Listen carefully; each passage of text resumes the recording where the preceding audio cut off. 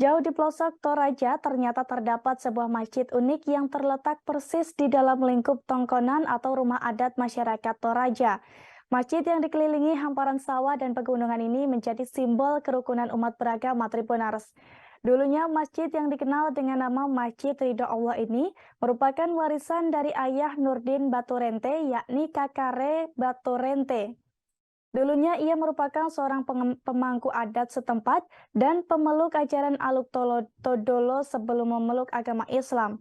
Dan untuk melihat keunikan masjid ini, kita sudah terhubung dengan rekan Muhammad Rifki dari Tribun Toraja. Silakan rekan Rifki.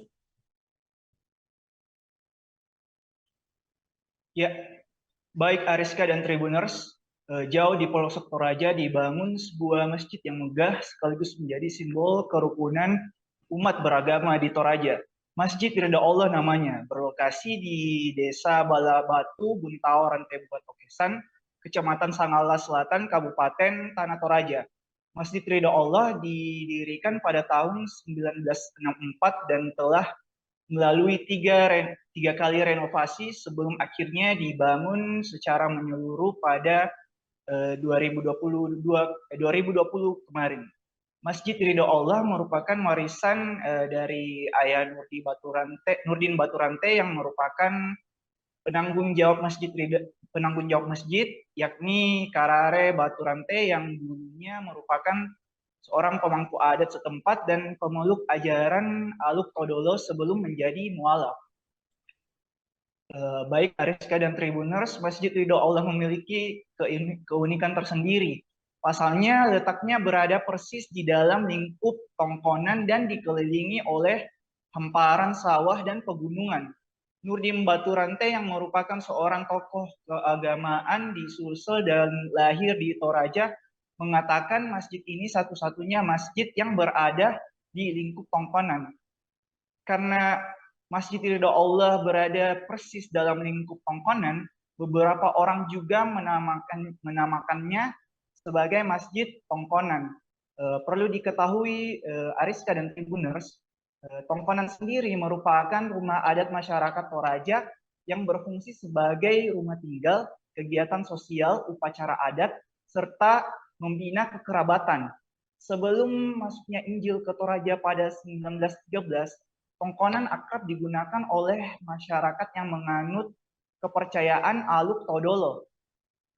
Bangunan Masjid Ridho Allah sendiri syarat akan simbol-simbol yang kerap kali digunakan masyarakat Toraja, seperti pada bagian depan atapnya yang dipenuhi oleh simbol-simbol mulai dari ayam sebagai lambang keadilan, pondok lepongan bulan, tanah matahari Allah sebagai lambang pemerintahan, kerbau sebagai lambang kemakmuran, naga, keris, dan simbol-simbol khas Toraja lainnya. Keunikan lainnya yang dimiliki oleh Masjid Ridho Allah yakni tidak adanya ibadah Jumat dan azan 5 waktu hanya dilakukan pada saat ingin melakukan salat 5 waktu saja, dikarenakan masjid ini hanya memiliki satu jemaah tetap.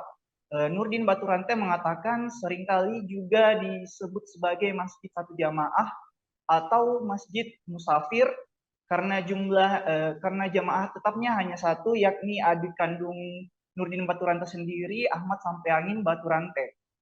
Selebihnya pemanfaatannya hanya dilakukan oleh para musafir. Jadi tidak ada ibadah Jumat dan azan dilakukan secara individual. Ariska dan Tribuners, Islam memang sebuah minoritas di Toraja. Hanya sekitar 48.789 dari keseluruhan penduduk di Kabupaten Tanah Toraja yang Muslim. Terlebih di Kampung Nurdin Baturante yang merupakan yang masyarakat Muslimnya tidak tinggal dalam satu lingkup. Kendati demikian, Nurdin Baturante mengharapkan agar masjidnya ini tetap dapat dilanggengkan dan mengharapkan Kemenak Kabupaten Tanah Toraja untuk mengirimkan jemaah menjalankan setidaknya ibadah Jumat sekali sebulan. Selain itu, Nurdin Baturante juga terbuka untuk membuat Masjid Ridho Allah ini sebagai bagian dari wisata religi yang ada di Toraja, terkhusus di Kabupaten Tanah Toraja. Demikian Ariska. Baik, terima kasih atas informasi Anda rekan Muhammad Rifki dari Tribun Toraja. Dan Tribuners, ada pula wawancara dengan Nurdin Baturante, penanggung jawab Masjid Ridho Allah. Berikut liputannya untuk Anda. Bangun ini oleh orang tua kan sekitar tahun 64, 1964. Latar belakangnya Pak? Latar belakangnya itu karena orang tua itu dia mimpi untuk cari keselamatan, itu diajar neneknya sekali malam kepada Allah itu bahwa kita selamat kalau kita sembahyang. Maka setelah dia Islam, jadi sebelum Islam itu disuruh sembahyang. Nah, setelah Islam dia bangun masjid supaya ada tempat sembahyang. Terkait lingkungannya Pak, mungkin bagaimana Pak Tongkongan? Iya, dia ini dibangun dalam karena dia anak tunggal sini. Sehingga dia bangun dalam lingkungan Tongkonan. Tapi dia sudah serahkan untuk umat Islam. Ya, tapi tetap dalam lingkup Tongkonan.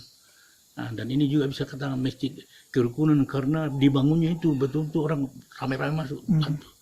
Nah, bilang masjid musafir karena orang lewat aja yang banyak gunakan. Ya, itu anunya.